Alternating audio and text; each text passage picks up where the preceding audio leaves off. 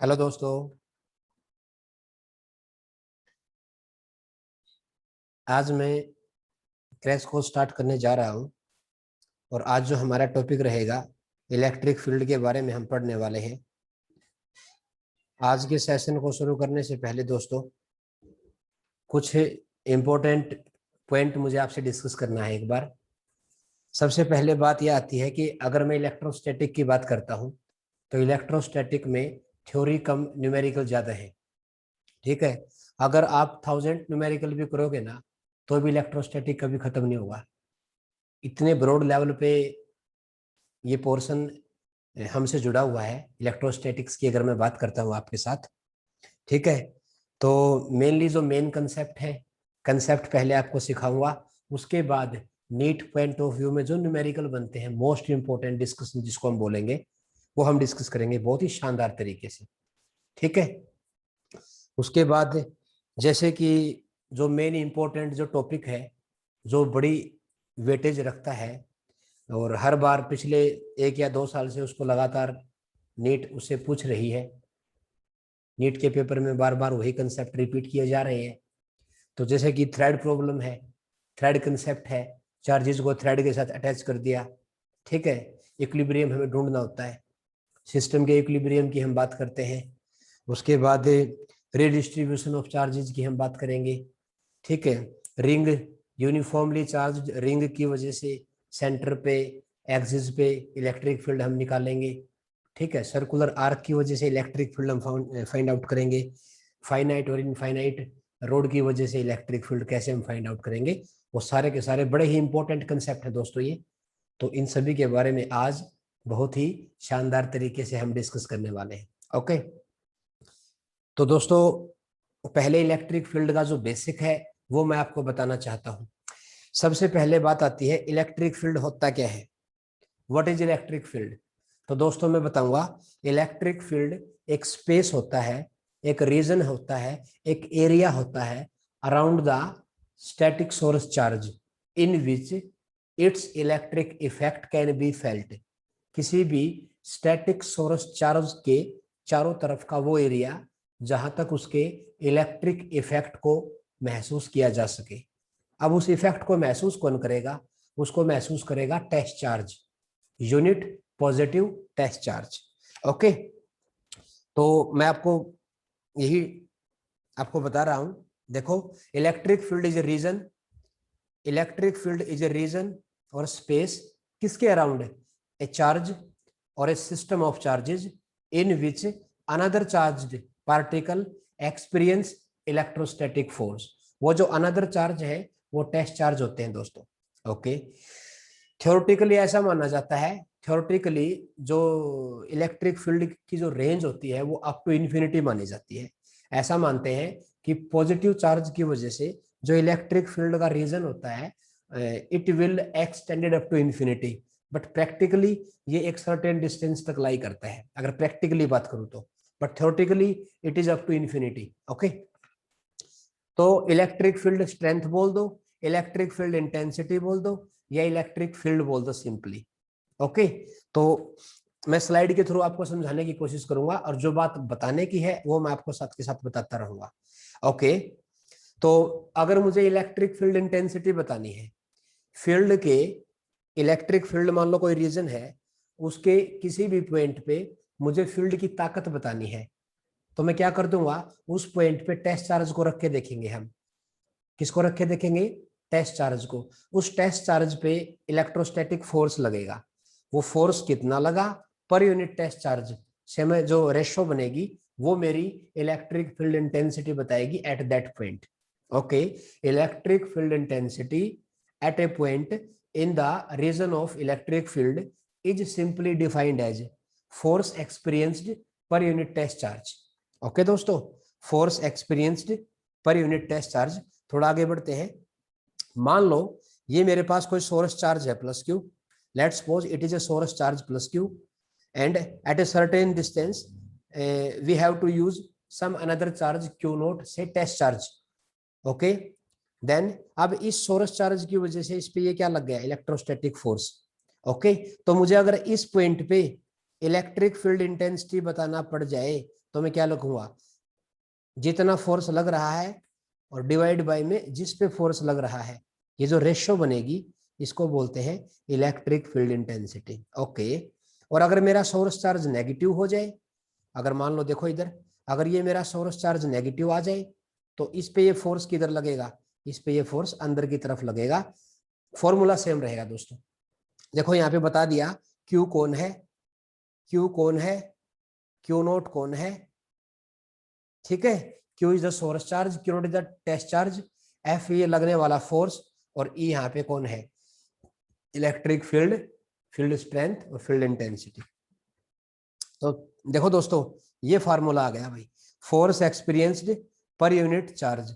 अब एक छोटी सी बात देखो आपके सामने, यहाँ पे ये डेल्टा क्यू क्यों लगाया, और ये मैंने लिमिट लगा दी यहाँ पे, limit delta q tends to zero. मेरा कहने का मतलब ये है, जिस यूनिट पॉजिटिव टेस्ट चार्ज को सोर्स चार्ज के फील्ड में रखा गया है, पहली बात तो यूनिट पॉजिटिव टेस्ट चार्ज का मतलब क्या होता है, ऐसा चार्ज जिसका मैग्नीट्यूड 1 होता है। ओके, तो इलेक्ट्रिक फील्ड तो इसका भी होगा ना दोस्तों, लेकिन इसका जो इलेक्ट्रिक फील्ड होगा ना, वो सोर्स वाले इलेक्ट्रिक फील्ड के सामने नेग्लिजिबल होगा। इसलिए मैंने ये पहले ही ये ले लिया, because we are considering the test charge is infinitely small. तो उसका जो इलेक्ट्रिक फील्ड होगा ना, वो सोर्स वाले चार्ज के इलेक्ट्रिक फील्ड के सामने नेग्लिजिबल होगा। It means after using the limit we have to use, देखो तो यानी कि electric field intensity is simply defined as force experienced per unit test charge. Okay, यह आ जाएगा। ओके दोस्तों, और वी कैन से, अच्छा एक छोटी सी बात मैं आपको यहाँ से बताना चाहता हूँ, अगर मुझे इन दोनों के बीच में कूलाम लॉ यूज करके फोर्स निकालना पड़ जाए तो मेरा एफ की वैल्यू किसके इक्वल आएगी, जल्दी बताओ, एफ किसके इक्वल आएगा दोस्तों, एफ इक्वल टू होता है k q q naught divide by r square, और आर वेक्टर हमें डायरेक्शन को रिप्रेजेंट करता है। अब मुझे क्या करूंगा, मैं फोर्स बाई क्यू नोट कर दूंगा यहाँ पे, तो मेरे यहाँ पे किसकी वैल्यू आ जाएगी, ई की वैल्यू आ जाएगी, जो कि इसके इक्वल आएगी दोस्तों। और ये जो आर वेक्टर मैंने यहाँ पे यूज किया है, ये बेसिकली डायरेक्शन को बताता है, ये डायरेक्शन के लिए यूज किया है मैंने। ओके, थोड़ा और आगे बढ़ते हैं। देखो ये मैं जो बता चुका हूँ, क्योंकि जो टेस्ट चार्ज है वो इनफाइनाइटली स्मॉल होता है, क्योंकि उसकी वजह से जो फील्ड होगा, टेस्ट चार्ज की प्रेजेंस होगी जहां पे भी, जिस भी फील्ड में उसको रखा जाएगा, सोर्स वाला जो फील्ड होगा उसके ऊपर टेस्ट वाले का एक माइनर सा इफेक्ट भी नहीं पड़ेगा। हाँ, अरे सिंपल सी बात है यार, उसको नेग्लिजिबली स्मॉल लेके चल रहे हैं, तो सोर्स वाले फील्ड के सामने टेस्ट वाले फील्ड की कोई औकात नहीं है। ओके, चलो अब मैं बात करता हूं कुछ इलेक्ट्रिक फील्ड के ही बारे में, कुछ पॉइंट है। सबसे पहला क्यू नोट जो है उसको लेके चलते हैं पॉजिटिव, इसको बोलते हैं unit positive test charge. Okay, तो डायरेक्शन ऑफ इलेक्ट्रिक फील्ड किधर होगी, वो होगी जिधर उस पर फोर्स लग रहा है। मान लो अगर ये प्लस क्यू चार्ज था, ओके, और मैंने यहाँ पे रख दिया प्लस क्यू नोट को, तो बताओ इसकी वजह से ये वाला इधर फोर्स फील करेगा ना, तो इसका मतलब जहां पे जो इलेक्ट्रिक फील्ड की डायरेक्शन कौन बताएगा, इलेक्ट्रिक फील्ड आया फोर्स की वजह से, तो इसका मतलब जो डायरेक्शन फोर्स की वजह से, जो डायरेक्शन फोर्स का होगा ना, वही डायरेक्शन किसका होगा, इलेक्ट्रिक फील्ड इंटेंसिटी का। ओके, हाँ, अगर मेरा सोर्स चार्ज नेगेटिव है, अगर मेरा सोर्स चार्ज कैसा है दोस्तों, अगर सोर्स चार्ज नेगेटिव है, अगर मेरा, देखो यहाँ पे लिखा हुआ है electrostatic force on a negative charge particle will be opposite to the direction of electric field. मान लो अगर ये मेरा प्लस क्यू था, ओके, और यहाँ पे मान लो मैं कोई नेगेटिव चार्ज रख दूं, तो अब इस पे जो फोर्स लगेगा वो इधर लगेगा, लेकिन दोस्तों इसकी वजह से जो इलेक्ट्रिक फील्ड होता है वो तो बाहर की तरफ जाएगा ना। तो इसका मतलब मैं ये कह सकता हूं आपको, ये जो मेरे पास फॉर्मूला आया है ना, E equal to f by q, तो दोस्तों एफ की वैल्यू मैं लिख सकता हूं Q into E.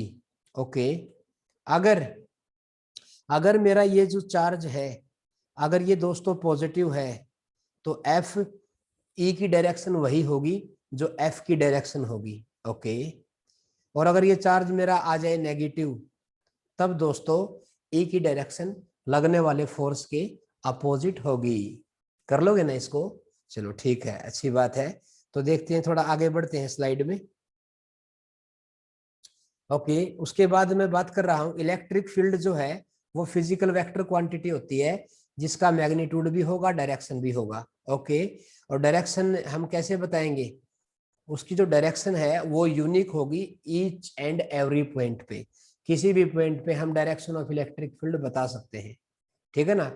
Each and every point पे उसकी वैल्यू को हम इजीली डिफाइन कर सकते हैं। ओके, और जो इसकी यूनिट लिखूं मैं, अब यूनिट मैंने आपको बताया, अभी फॉर्मूला आपके सामने ही लिखा था मैंने। क्या लिखा था? Force per unit charge. अब फोर्स का यूनिट होता है न्यूटन, चार्ज का होगा कूलाम। तो electric field intensity is measured in newton पर कूलाम। ओके, और वी कैन से वोल्ट पर मीटर भी इसको बोलते हैं, वोल्ट पर मीटर। ये तो दोस्तों दो यूनिट होती हैं, न्यूटन पर कूलाम और वोल्ट पर मीटर। ठीक है जी, बहुत बढ़िया, बहुत अच्छा, मजा आया ना दोस्तों। अब इलेक्ट्रिक फील्ड निकालेंगे पॉइंट चार्ज की वजह से। एक छोटी सी बात मैं आपको बताना चाहता हूं।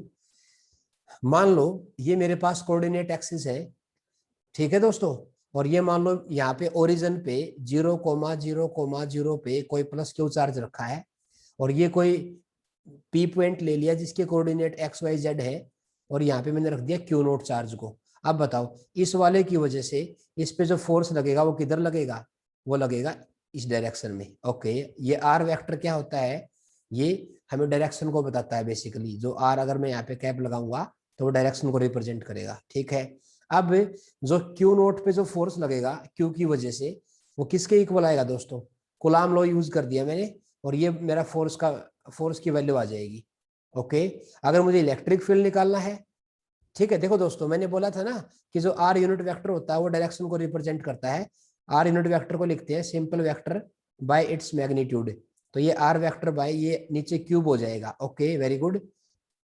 उसके बाद अगर मुझे फील्ड की स्ट्रेंथ बतानी है तो मैं क्यू नोट को कहाँ ले आऊंगा? एफ के नीचे, ये ले आया मैं। तो मेरी वैल्यू किसके इक्वल आ गई दोस्तों? ये मेरी वैल्यू आ जाएगी प्यारे बच्चों। ओके, तो इलेक्ट्रिक फील्ड इंटेंसिटी किसी भी पॉइंट चार्ज की वजह से किसके इक्वल होती है? और वी कैन से के क्यू बाय आर स्क्वायर। अगर वेक्टर में बताऊंगा तो ऐसे आ जाएगा, और अगर लिखूंगा थोड़ा और आगे, k q by r cube, r simple vector. और एक थोड़ी सी चमकदार बात बताऊं आपको मैं, एक चमकदार बात बताऊं बढ़िया वाली। आर वेक्टर का हेड हमेशा, आर वेक्टर का हेड हमेशा उस पॉइंट पे लगता है जिस पॉइंट पे मुझे वैल्यू को सोल्व करना है। जिस पॉइंट पे इलेक्ट्रिक फील्ड निकाल रहे हैं ना, आर वेक्टर का जो हेड होगा वो हमेशा उसी पॉइंट पे लेके चलना है हमें। क्योंकि डायरेक्शन को लेके बच्चे कंफ्यूज होते हैं, तो ये चीज बड़ी इजी रहेगी उनके लिए। बस ये बात अपने दिमाग में रखना, आर वेक्टर का हेड हमेशा वहां लगेगा जहां हमें फोर्स को या फील्ड को निकालना होता है। ओके, तो भाई दोस्तों ये मेरी वैल्यू आ गई इलेक्ट्रिक फील्ड इंटेंसिटी की वेक्टर फॉर्म में। ओके, ठीक है। और अगर मैं इसको पोजीशन वेक्टर की फॉर्म, अच्छा ये अगर ई की डिपेंडेंसी है दोस्तों, अब आपको पता है ई की डिपेंडेंसी कैसे होती है आर के साथ? स्क्वायर के इनवर्सली, यानी कि ये पैराबोलिक ग्राफ आ जाएगा। ठीक है दोस्तों, ओके। देखो थोड़ा और आगे बढ़ते हैं इसमें। बताओ भाई, electric field due two point charge has spherical symmetry. ठीक है, अगर मेरा क्यू पॉजिटिव होगा तो रेडियली आउटवर्ड होंगी, अगर मेरा क्यू नेगेटिव होगा तो रेडियली इनवर्ड होंगी। देखो आपके सामने। अच्छा, ये है भाई कोऑर्डिनेट की फॉर्म में। अगर मैं 3D की बात कर रहा हूं, आपको पता है ना 3 डायमेंशन में जो आर वेक्टर होगा वो किसके इक्वल होगा?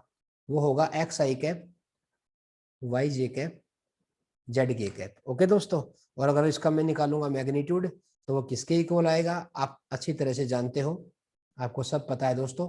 किसके इक्वल आएगा? X square plus y square plus z square. Okay, तो ये मेरा इलेक्ट्रिक फील्ड का फॉर्मूला आ गया किस फॉर्म में? 3D में या पोजीशन कोऑर्डिनेट की फॉर्म में। ओके, उसके बाद हम बात करते हैं प्रिंसिपल सुपरपोजिशन प्रिंसिपल। तो प्रिंसिपल ऑफ सुपरपोजिशन क्या कहता है? किसी भी एक पॉइंट पे, किसी भी एक पॉइंट पे हम फोर्स निकालेंगे या इलेक्ट्रिक फील्ड निकालेंगे due to all the charges, वो किसके इक्वल आएगा? वो उन सभी के इंडिविजुअल के वेक्टर सम के इक्वल आएगा। जैसे मान लो, अगर मैं स्लाइड की हेल्प से आपको बताना चाहूँ, जैसे मान लो ये मेरा कोई चार्ज है Q1, ये चार्ज Q2 है, Q minus Q3 plus Q4 minus Q5। ठीक है, अब बताओ मुझे इस पे नेट फोर्स निकालना है Q1 पे बाकी सभी की वजह से। तो बताओ दोस्तों, जो फोर्स आएगा वो किसके इक्वल आएगा? बताओ। अब ये जो Q2 है तो पॉजिटिव है ना, तो इसकी वजह से फोर्स इधर आ गया। Q3 की वजह से किधर आएगा दोस्तों? बताओ बताओ। Q3 की वजह से तो अंदर की तरफ आएगा, Q4 की वजह से बाहर की तरफ जाएगा, और Q5 की वजह से भी अंदर की तरफ आएगा। अब देखो जितने भी अलग अलग फोर्स लगे हैं ना, उन सभी का मैं इंडिविजुअली वेक्टर सम ले लूंगा, वो मेरे नेट फोर्स के इक्वल आ जाएगा। देखो ध्यान से, जो मैंने बताया बिल्कुल डिट्टो एज इट इज चल रहा है। देखो, तो इसका मतलब देखो ये मैंने वेक्टर फॉर्म बना के दिखा दी है। ठीक है दोस्तों, बताओ ये है F1 की वजह से, ये 1 2 की वजह से। ठीक है ना, तो देखो ये आ गया मेरा प्रिंसिपल ऑफ सुपरपोजिशन का rule. The net force on first charge is simply the vector sum of the all individual forces due to the all charges. Okay, तो ये फिर समेशन की फॉर्म में, पोजीशन वेक्टर की फॉर्म में आ जाएगा दोस्तों। ये पोजीशन वेक्टर की फॉर्म में है, और यहाँ पे ये गिवन है b not equal to a B1 1 से लेके n तक। ठीक है दोस्तों, ये पोजीशन वेक्टर की फॉर्म में हमारा फॉर्मूला आ गया। और ध्यान रहे अगर a मेरा 1 है ना, तो b है वो 2 से शुरू होगा, और कितने चार्जेस थे यहाँ पे 5, तो b है वो 2 3 4 5 ये आ जाएंगे। और दोस्तों अगर मेरा A2 हो जाएगा तो मेरा B1 होगा, लेकिन B2 नहीं होगा, B फिर क्या होगा 3 4 5 हो जाएगा। ओके, ठीक है। उसके बाद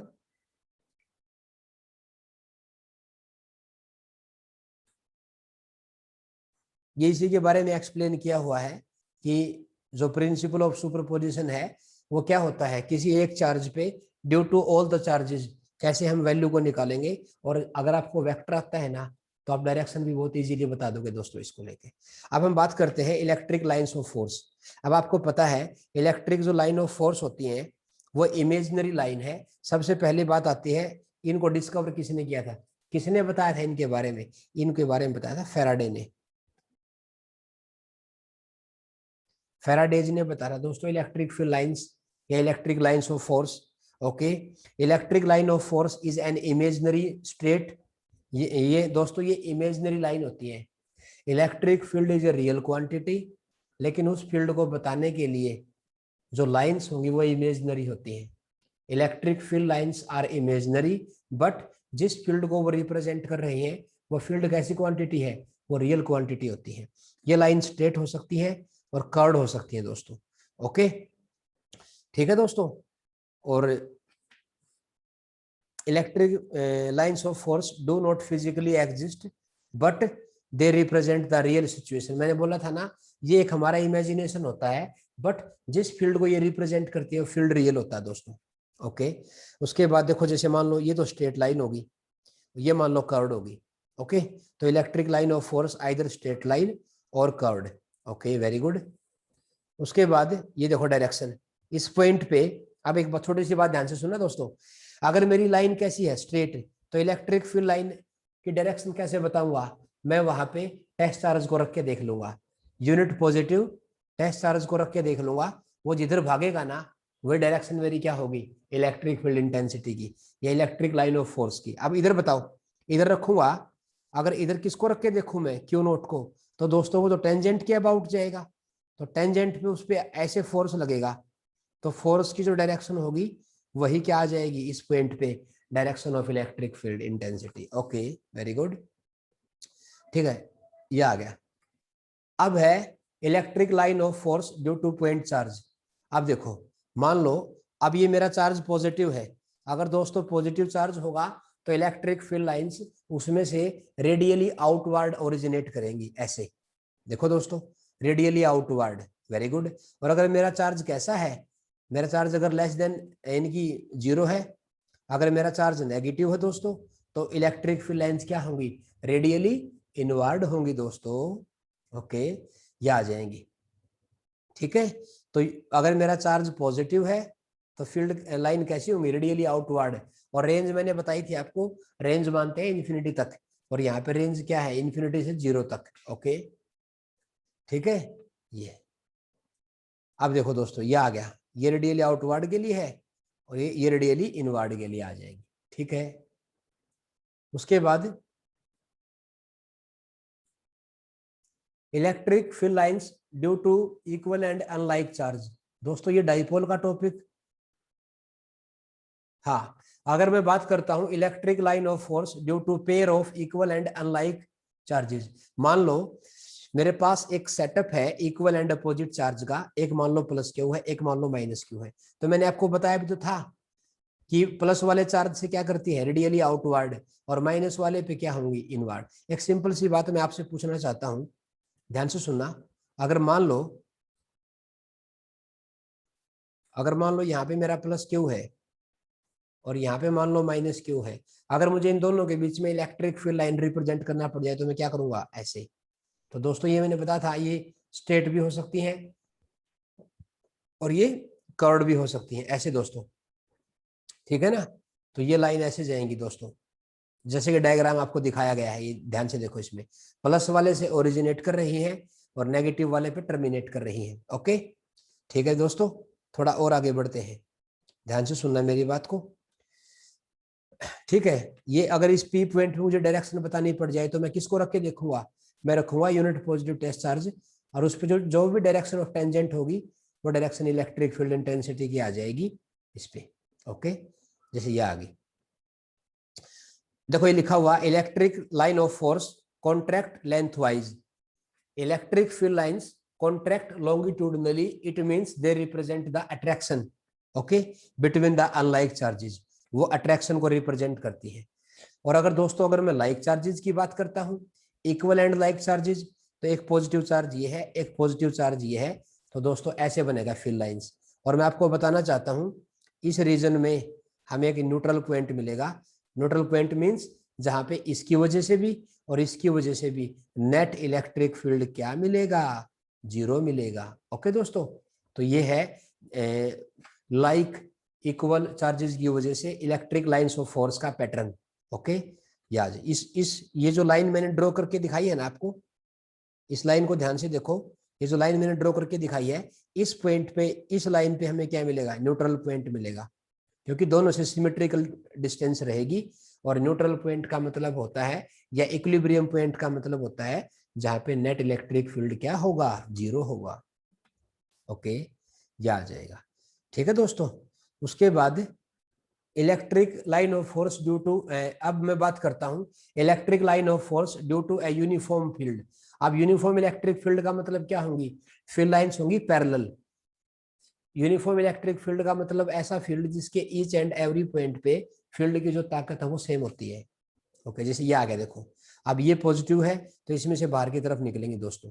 ठीक है, ये आ जाएंगी। अब कुछ प्रॉपर्टी हम डिस्कस करने जा रहे हैं इलेक्ट्रिक लाइंस ऑफ फोर्स की। Okay, electric lines of force कैसी लाइन है, इमेजिनरी लाइन है, बट जिस फील्ड को ये रिप्रेजेंट करती है वो फील्ड कैसा होता है दोस्तों, सर वो तो रियल होता है। बिल्कुल सही बात है, फैराडे ने बताया दोस्तों इनके बारे में। ओके, अगर मैं यूनिट पॉजिटिव चार्ज को रखूंगा इलेक्ट्रिक फील्ड में, तो वो जिधर जाएगा ना, जिधर भी जाएगा वो follow a path along the field line, तो वो जो भी पाथ फॉलो करेगा उस पर जहां भी फोर्स लगेगी वो जो डायरेक्शन होगी वही हमें इलेक्ट्रिक फील्ड इंटेंसिटी की डायरेक्शन बताएगा। ओके, जैसे इधर देखो, ये अब ये मैंने किसको रख के देखा था, प्लस चार्ज को, ये किधर भाग गया, जिधर इस पे फोर्स लगा उधर ही तो इस पे इलेक्ट्रिक फील्ड की डायरेक्शन है ना दोस्तों। ओके, उसके बाद अब ये जो लाइन है ये क्या है, ये ओरिजिनेट होती है पॉजिटिव चार्ज पे एंड टर्मिनेट होती है नेगेटिव चार्ज पे, अभी बताया था मैंने आपको थोड़ी देर पहले। ठीक है, अभी आप देखो, ये मान लो पॉजिटिव है तो ये पॉजिटिव से नेगेटिव की तरफ जाएंगी दोस्तों। देखो ये प्लेट कैसी है मेरी, बताओ, ये कैसी प्लेट है दोस्तों, ये नेगेटिव चार्ज प्लेट है। ठीक है, देखो दोबारा देखो एक बार आप,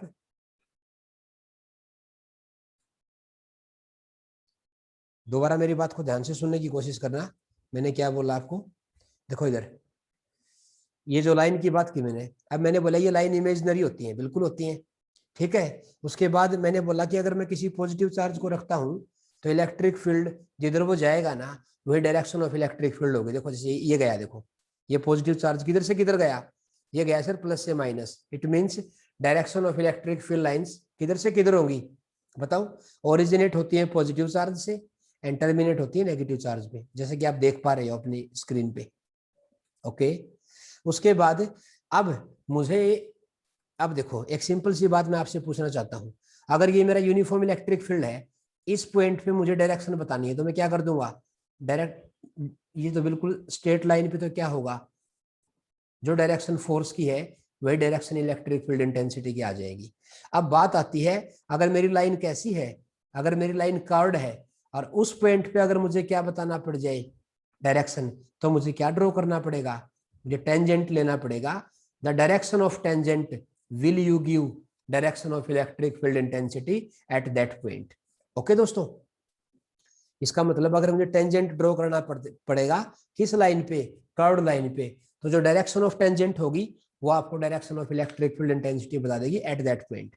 ओके, ठीक है दोस्तों, जैसे ये देखो, इधर देखो ध्यान से, ये देखो यहाँ पे मैंने इस पॉइंट पे टेंजेंट ड्रॉ कर दिया ऐसे, तो जो डायरेक्शन टेंजेंट की है वही डायरेक्शन इलेक्ट्रिक फील्ड इंटेंसिटी की आ जाएगी। उसके बाद दो electric field lines, two electric lines of force can never be intersect to each other, if they do so at the point of intersection there are two direction of electric field which is contradiction, that is not possible practically। दोस्तों अगर दो line कभी intersect कर भी गई ना मान लो, तो क्या होगा, at the point of intersection there are two direction of electric field, क्योंकि मुझे दो टेंजेंट ड्रॉ करने पड़ेंगे यहाँ पे, और एक ही पॉइंट पे जो इलेक्ट्रिक फील्ड होगी वो तो नेट इलेक्ट्रिक फील्ड होती है ना दोस्तों, तो एक पॉइंट पे दो डायरेक्शन कभी भी पॉसिबल नहीं है, इट इज ए कॉन्ट्राडिक्शन।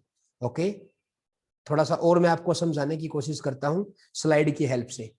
देखो, electric field being a vector quantity, yes it is A vector quantity, लेकिन अब एक बात बताओ, अब वेक्टर क्वांटिटी की मैं बात कर रहा हूं, अब वेक्टर का जो नेट होगा रिजल्टेंट होगा, अब दो वेक्टर का अगर मैं नेट निकालूं तो डायरेक्शन तो एक होगी ना उसकी, बोलो दोस्तों, तो इसका मतलब इलेक्ट्रिक फील्ड एक वेक्टर क्वांटिटी है, there can be only in one resultant field, okay, at a given point, तो इसका मतलब एक ही डायरेक्शन होती है उसकी नेट इलेक्ट्रिक फील्ड की, लेकिन अगर मैंने बोला कि अगर वो इंटरसेक्ट कर गए तो एक पॉइंट पे तो दो डायरेक्शन आ गई, अब दो डायरेक्शन आ गई तो फिर ये तो वेक्टर की प्रॉपर्टी को फॉलो नहीं कर रहा, तो practically it is a contradiction, that is not possible.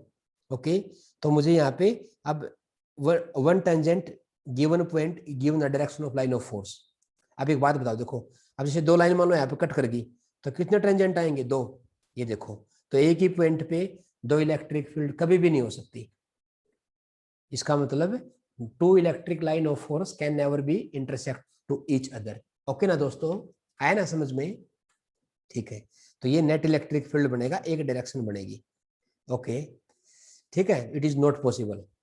उसके बाद अब इलेक्ट्रिक लाइन ऑफ फोर्स, अच्छा एक बात बताओ, इलेक्ट्रिक लाइन ऑफ फोर्स की मैं प्रॉपर्टी आपको बता रहा हूं, अगर लाइन क्लोज होगी, अगर लाइन एक दूसरे के बिल्कुल नजदीक होगी, तो वहां पे फील्ड की ताकत कम होगी कि ज्यादा होगी, नेचुरल सी बात है, तो इसका मतलब electric line of force are closer, जितनी ज्यादा होंगी इस जितनी वो नजदीक होंगी, पास पास होंगी, उतना इलेक्ट्रिक फील्ड वहां पे क्या होगा, स्ट्रोंगर होगा, एंड वाइस वर्सा।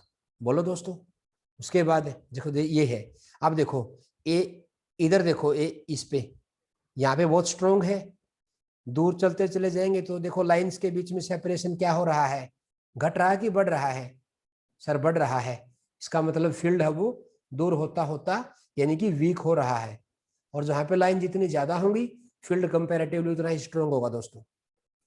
ये देखो इधर, अब बताओ इस वाले पे फील्ड लाइन वैसे ही कम है, तो इसका मतलब ये वाला जो चार्ज है कैपिटल क्यू, ये ज्यादा है किससे, स्मॉल वाले से।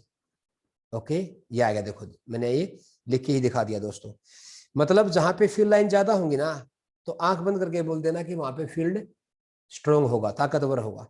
अच्छा, electric line of force are perpendicular to the surface of positively and negatively charged body, अगर इलेक्ट्रिक फील्ड में किसी भी पॉजिटिव या नेगेटिव चार्ज बॉडी को रखेंगे ना, तो इलेक्ट्रिक फील्ड लाइंस उसको हमेशा परपेंडिकुलरली पेनिट्रेट करती है दोस्तों।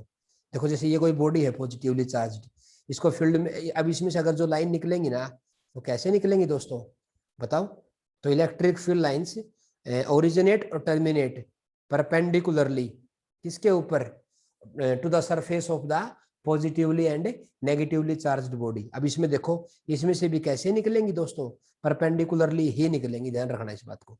तो इलेक्ट्रिक फील्ड लाइंस मटेरियल को कैसे क्रॉस करती है, परपेंडिकुलरली क्रॉस करती है। आया ना समझ में दोस्तों? Okay. Electric line of force contract longitudinally, मैंने बताई थी ये बात है। Electric field lines contract longitudinally means they represent attraction between the two unlike charges and they exert lateral pressure. Electric field lines exert lateral pressure, it means they represent the repulsion between the two like charges. Okay, electric line of force ये अभी बताया था मैंने, lateral pressure लगाएंगी जो हमें क्या बताता है, that they represent the repulsion between the two like charges. Okay दोस्तों, उसके बाद अच्छा नंबर ऑफ लाइन, एक बात और छोटी सी बताऊं मैं, number of lines, number of electric field lines, number of electric field lines originating और टर्मिनेटिंग डायरेक्टली प्रोपोर्शनल होती हैं चार्ज के मैग्नीट्यूड पे। जितना ज्यादा मैग्नीट्यूड होगा कंपैरेटिवली उतनी ही ज्यादा फील्ड लाइंस उसमें से निकलेंगी या टर्मिनेट करेंगी। देखो ये 10th पॉइंट क्या कह रहा है, the number of lines per unit cross sectional area perpendicular to the field lines. Okay, यानी कि is directly proportional to the magnitude और intensity of the electric field at that region. जितनी ज्यादा line होंगी कंपैरेटिवली फील्ड भी उतना ही strong होगा। अब ज्यादा लाइन कहां से निकलेंगी वो चार्ज के मैग्नीट्यूड पे डिपेंड करता है।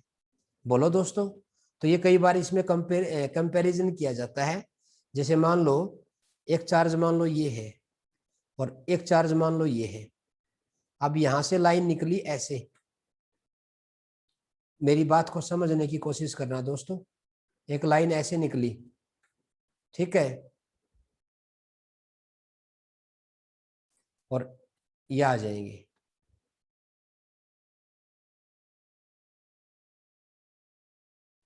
अब बताओ, अब इसमें से कितनी ओरिजिनेट कर रही है, 8 लाइन, 8 लाइन, और इस पे कितनी टर्मिनेट कर रही है, 4। तो जब इनका रेशियो ले लूंगा ना मैं, तो नंबर ऑफ लाइन यानी कि 8 किसके प्रोपोर्शनल है, क्यू के, और 4 किसके प्रोपोर्शनल है, माइनस क्यू के। बेसिकली हम लेके चलते हैं मैग्नीट्यूड, तो जब इनकी रेशियो ले लेंगे ना हम क्यू बाई क्यू, तो वो 2/1 के इक्वल आएगा। और मैं ये कह सकता हूं क्यू है ना वो ट्वाइस है किस वाले के, क्यू के, मैग्नीट्यूड वाइज। इसका मतलब number of field lines directly proportional होती हैं चार्जेस के मैग्नीट्यूड के।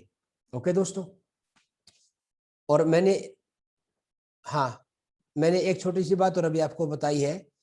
इस लाइन का मतलब क्या है, नंबर ऑफ जो लाइंस है per unit area of cross section directly proportional to field strength. Common सी बात है यार, ज्यादा लाइन पर यूनिट एरिया होंगी तो फील्ड स्ट्रॉन्ग होगा। और मैं ये भी बोल सकता हूँ नंबर ऑफ जो लाइन है अभी बताया मैंने आपको किसके डायरेक्टली प्रोपोर्शनल होती हैं, directly proportional to the charge के मैग्नीट्यूड के। ओके, ये आ जाएंगे। उसके बाद नेक्स्ट पॉइंट क्या कह रहा है दोस्तों, नेक्स्ट पॉइंट देखो क्या कह रहा है, electric line of force do not pass through a conductor, hence the interior of conductor is free from the influence. दोस्तों ये कंडक्टर की प्रॉपर्टी में आता है। अगर किसी कंडक्टर को इलेक्ट्रिक फील्ड में रखते हैं ना, तो उसके इलेक्ट्रॉन अपने आप को ऐसे अकोमुलेट करते हैं, net electric field inside the conductor will become zero, वो जीरो हो जाता है दोस्तों। ठीक है, तो इसका मतलब कंडक्टर के अंदर इलेक्ट्रिक फील्ड लाइंस होती ही नहीं, बट एक अपनी प्रॉपर्टी को वो हमेशा फॉलो करेंगी, एंटर होंगी परपेंडिकुलरली, अंदर फील्ड जीरो होता है तो बाहर निकलेंगी परपेंडिकुलरली। बट मटेरियल के अंदर, कंडक्टर के अंदर इलेक्ट्रिक फील्ड लाइंस नहीं होती क्योंकि उसके अंदर का फील्ड हो जीरो होता है। ये बात आती है प्रॉपर्टी ऑफ कंडक्टर से। ओके ना दोस्तों, कर लोगे ना इसको? ठीक है, देखो जैसे ये है, अब ये पॉजिटिव प्लेट है, ये नेगेटिव प्लेट। अगर बीच में मैं किसी कंडक्टर को रखता हूँ, ठीक है, होलो है या सॉलिड है, तो हमें पता है उसके अंदर इलेक्ट्रिक फील्ड कितना होता है, जीरो। तो इलेक्ट्रिक फील्ड लाइंस क्या करेंगी, परपेंडिकुलरली घुसेंगी तो परपेंडिकुलरली बाहर निकलेंगी। Okay, electric line of force passing through an insulator, और ये इंसुलेटिंग बॉडी के अंदर को भी पास करती हैं। ठीक है ना, तो दोस्तों ये था इसका कुछ बेसिक थ्योरेटिकल पोर्शन। ठीक है दोस्तों, ये थ्योरेटिकल पोर्शन था। अभी हम इसके कुछ न्यूमेरिकल एस्पेक्ट लेके आ रहे हैं आपके सामने। अब न्यूमेरिकल एस्पेक्ट क्या रहेगा, हम शुरू कर रहे हैं दोस्तों। अब मेरा सबसे पहला न्यूमेरिकल आता है, ध्यान से सुनना मेरी बात को दोस्तों। मैं वो न्यूमेरिकल आपसे डिस्कस करूंगा जो नीट पॉइंट ऑफ व्यू में सबसे मेन रोल प्ले करते हैं, मोस्ट इंपोर्टेंट रोल प्ले करते हैं। तो दोस्तों मेरा जो एग्जाम्पल है वो देखो ध्यान से आप। अब इसमें गिवन है, मान लो x इक्वल टू 0 पे ओरिजिन पे एक चार्ज, ओरिजिन पे मुझे नेट इलेक्ट्रिक फील्ड इंटेंसिटी बतानी है, मुझे नेट इलेक्ट्रिक फील्ड इंटेंसिटी बतानी है due to the number of charges की वजह से। अब मान लो पहला चार्ज Q है और ये कहाँ रखा हुआ है, ये मान लो R डिस्टेंस पे रखा हुआ है, 2Q रखा हुआ है 2R पे, 4Q रखा हुआ है 4R पे, 8Q रखा हुआ है 8R पे, अप टू इन्फिनिटी, यानी कि we have infinite number of charges है दोस्तों। तो मुझे नेट निकालना है ओरिजिन पे। तो दोस्तों एक हमारे पास है ना, एक जीपी आता है ज्योमेट्रिक प्रोग्रेशन, तो उसका मैं एक बार आपको फॉर्मूला बता देता हूं जीपी का। देखो जीपी किसके इक्वल बनती है, मान लो a plus a r plus a r square plus a r cube up to कहां तक, इन्फिनिटी तक। इसको बोलते हैं फर्स्ट टर्म। अब इसको इससे डिवाइड करो, इसको इससे डिवाइड करो, तो एक हमारी कॉमन रेशियो आ जाएगी। अगर मैं ए आर को ए से डिवाइड करता हूं या ए आर स्कोर को ए आर से डिवाइड करता हूं, तो मेरी आर क्या आ जाएगी, आर बोलते हैं दोस्तों कॉमन रेशियो। आर को क्या बोलते हैं, आर को बोलते हैं कॉमन रेशियो। तो जो सम का फॉर्मूला बनेगा, सम ऑफ इनफाइनाइट सीरीज, जीपी के अंदर इनफाइनाइट जो टर्म है उसके सम का फॉर्मूला बनता है ए इंटू 1 माइनस आर। दोस्तों ये फॉर्मूला एक्चुअली क्या है, जो मेडिकल के स्टूडेंट होते हैं वो मैथमेटिकल को देख के बेचारे डर के भाग जाते हैं। तो प्लीज मेरी रिक्वेस्ट है, डरने की जरूरत नहीं दोस्तों। अपने जो मेन मेन कंसेप्ट है ना उनको आप लर्न करके रखो, ताकि आपको न्यूमेरिकल में एक्सप्रेशन को सोल्व करने में एटलीस्ट कोई दिक्कत ना आए। अब ये जो न्यूमेरिकल मैंने लिया है ना आपके सामने, ये प्योरली जीपी के ऊपर बेस्ड है। सर ये कैसे बेस्ड है, अब एक बात बताओ आप, इस वाले की वजह से इस पे इलेक्ट्रिक फील्ड इधर होगा दोस्तों, 2Q वाले की वजह से भी इधर होगा, 4Q वाले की वजह से भी इधर होगा। तो मैं ये बोल सकता हूं, मैं सभी को इंडिविजुअली ऐड कर दूंगा और मैं ये बताना चाहता हूं it is an application of principal of superposition, है ना दोस्तों। तो बताओ ई नेट क्या लिखूं दोस्तों मैं, ई नेट बताओ पॉइंट चार्ज की वजह से इलेक्ट्रिक फील्ड किसके इक्वल होता है, KQ बाय आर स्क्वायर। तो बताओ दोस्तों क्या फॉर्मूला आ गया मेरा पहले की वजह से, KQ बाय पहले डिस्टेंस कितनी है आर स्क्वायर, तो आर स्क्वायर दोस्तों आ जाएगा, प्लस दूसरे की वजह से भी कितना लिखूं दोस्तों, ये लिखूंगा 2KQ divide by 2R square, क्योंकि दूसरे वाले से जो डिस्टेंस है वो 2R है, and so on 4KQ divide by 4R square and so on up to दोस्तों कितने हैं, इनफाइनाइट नंबर ऑफ चार्जेस हैं। तो मैंने किसको कॉमन निकाल लिया, KQ square, sorry KQ by R square को मैंने कॉमन निकाल लिया दोस्तों। इधर बच गया 1 प्लस, बोलो इधर किसके इक्वल आ जाएगा, 1 बाय, बोलो दोस्तों किसके इक्वल आ गया, 1/4 आ गया, प्लस इधर क्या लिखूं, ऊपर कितना है दोस्तों, ऊपर तो 2 है, यहां कितना आ गया, यहां आ गया 4/16 एंड सो ऑन दोस्तों अप टू इन्फिनिटी। तो बताओ भाई यहाँ पे जब इसको सोल्व करोगे, ये तो ऐसे का ऐसा कॉमन है, इट इज इन कॉमन। तो दोस्तों KQ by R square remain as such, ये किसके इक्वल आ गया, 1 प्लस 1/2 प्लस 1/4 प्लस क्या आएगा दोस्तों आगे, आगे किसके इक्वल आएगा 1/16 ऐसे आएगा दोस्तों, सॉरी 8 आएगा यहाँ पे 8। तो बताओ जब इनका, अब ये है दोस्तों इनफाइनाइट टर्म, तो ये देखो ये जीपी बन गई दोस्तों। इनका कॉमन रेशियो देखो आप, सेकंड टर्म को पहली टर्म से डिवाइड करो 1/2, थर्ड टर्म को सेकंड से डिवाइड करो 1/2, तो यानी कि फर्स्ट टर्म कितनी आ गई दोस्तों, फर्स्ट टर्म आ गई 1। आर कितनी आ गई दोस्तों कॉमन रेशियो, सर 1/2। तो बताओ भाई फॉर्मूला किसके इक्वल होता है? तो दोस्तों ये वाला फैक्टर तो कॉमन में ऐसे कैसा रहेगा, तो बताओ मैं क्या लिखूं यहाँ पे, a यानी कि 1 बाय क्या लिखूं दोस्तों, बोलो प्यारे बच्चों, किसके इक्वल लिखूं मैं? इसको लिखूंगा 1-1/2, यानी कि ये 1/2 यानी कि 2 आ जाएगा दोस्तों। तो जैसे ही हमारा फाइनल आंसर आएगा, इधर मैं आपको लिखना चाहूंगा ई की वैल्यू किसके इक्वल आ गई, 2kq बाय किसके इक्वल आ गई, r²। ये मेरी नेट इलेक्ट्रिक फील्ड की वैल्यू आ जाएगी दोस्तों। और डायरेक्शन किधर रहेगी, along the negative x axis. But unfortunately मैं उसको उधर क्या लेके चल रहा हूँ, मैं पॉजिटिव लेके चल रहा हूँ। तो दोस्तों ये न्यूमेरिकल था, मेरा मेन मकसद यही है, मैं आपको ये बताना चाहता हूँ कि इसमें जो कंसेप्ट यूज होता है ना, जो मैथमेटिकल जो ऑपरेशन यूज होता है, उसकी पकड़ करो आप। और कैसे उसको यूज करते हैं, बस डरने की जरूरत नहीं है दोस्तों, ठीक है ना। अब एक बात बताओ आप, अब ये देखो मेरे पास ये चार्जेस है, 2q है प्लस 3q है, ठीक है, 4q है प्लस q है। तो बताओ दोस्तों, सेंटर पे नेट इलेक्ट्रिक फील्ड निकालना है मेरे को। बताओ अब, सेंटर पे नेट इलेक्ट्रिक फील्ड, एक एक, ये भी प्रिंसिपल ऑफ सुपरपोजिशन के ऊपर ही बेस्ड है दोस्तों। अब बताओ, पहले मैं लेके चलता हूं जो छोटा वाला चार्ज ये है। अच्छा, अगर ये क्यूब की साइड लेंथ l है, तो डायगोनल की लेंथ कितनी होगी, √2l। तो उसका हाफ कितना हो जाएगा सर, उसका हाफ तो l/√2 हो जाएगा, बिल्कुल हो जाएगा। अब इसका मतलब ईच कॉर्नर से कितनी दूरी है, l/√2। अब बताओ, इस प्लस वाले की वजह से इस पॉइंट पे इलेक्ट्रिक फील्ड इधर होगा दोस्तों, बिल्कुल होगा, और 3 वाले की वजह से उधर होगा। तो अब ज्यादा बताओ, इस क्यू वाले का ज्यादा है कि 3 वाले का ज्यादा है, बोलो दोस्तों। तो इसका मतलब इस पॉइंट पे 3 वाले का ज्यादा आ गया उधर।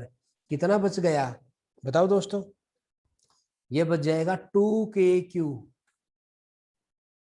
बोलो दोस्तों, क्योंकि डिस्टेंस तो सेम है ना, 2kq डिवाइड बाय l/√2, ठीक है। अच्छा, 4q वाले की वजह से ऊपर है और 2q वाले की वजह से नीचे है, तो 2q का इफेक्ट ऊपर आ जाएगा। अरे मेरा कहने का मतलब ये है 2q का इफेक्ट, 2kq डिवाइड बाय जो भी डिस्टेंस है मेरी, l/√2। और इसकी वजह से कितना है, ये कितना है, 2kq बाय l/√2। अब दोस्तों ये तो दोनों इक्वल वेक्टर आ गए, अरे बोलो भाई। और ये एंगल कितना बनेगा, ये एंगल बनेगा 90 डिग्री का। तो मैंने बोला था, ऐसे एक छोटा सा रूल और आपको बताना चाहता हूं मैं, यहाँ पे जो वेक्टर का मैथमेटिकल रूल यूज होता है कौन सा, अगर दो मेरे पास वेक्टर है, अगर वो इक्वल इन मैग्नीट्यूड है और उनके बीच में अगर थीटा एंगल है, तो उनका जो रिजल्टेंट होगा वो किसके इक्वल आएगा, पहली बात तो वो उनको बाइसेक्ट करेगा, वो बाइसेक्ट करेगा दोस्तों, हाफ हाफ एंगल पे डिवाइड कर देगा। उसकी वैल्यू किसके इक्वल आएगी, वो बनेगा 2f cos ऑफ θ/2। ये फॉर्मूला बनता है दोस्तों कब, जब दो वेक्टर मेरे इक्वल इन मैग्नीट्यूड होंगे। तो बताओ इनका नेट जो लगेगा ई की वैल्यू वो तो ऊपर जाएगी ना दोस्तों, किसके इक्वल आएगी, ई नेट की वैल्यू अगर मैं आपको लिख के बताऊं तो किसके इक्वल लिखूं, 2 × ई की वैल्यू कितनी है, ई की वैल्यू है 2√2 kq/l और इनटू में cos θ/2। अब थीटा तो कितना है दोस्तों, थीटा तो 90 है और उसका हाफ करूंगा तो 45, और cos 45 कितना होता है 1/√2। 1/√2 से ये कट जाएगा, तो यानी कि ई नेट की जो मेरी वैल्यू आएगी दोस्तों, वो किसके इक्वल आ जाएगी, 4kq/l, 4kq/l। अरे दोस्तों ये चमत्कार कर दिया मैंने, ये तो बहुत ही गलत बता दिया, ये तो स्क्वायर होगा इसका। अब स्क्वायर होगा तो दोस्तों ऊपर कितना आएगा, ऊपर कितना आएगा दोस्तों, स्क्वायर होगा तो, यानी कि ये तो हो गया l², कितना हो गया l², और ये ऊपर 2 आ जाएगा दोस्तों, ये 2 बनेगा। और अब ये √2 आएगा तो मेरा आंसर ये नहीं आएगा दोस्तों, मेरा आंसर आएगा 4 बोलो दोस्तों, ये आएगा 8/√2 के q by L square. Direction किधर होगी, ऊपर होगी, ठीक है ना, ये आ जाएगा दोस्तों। तो मुझे ऐसे इलेक्ट्रिक फील्ड को भी निकालना आना चाहिए। एक और बड़ा चमकदार क्वेश्चन है दोस्तों, ठीक है, एक और चमकदार क्वेश्चन है। चलो दोस्तों मैं इसको अभी लेके आ रहा हूं, थोड़ी देर रुको।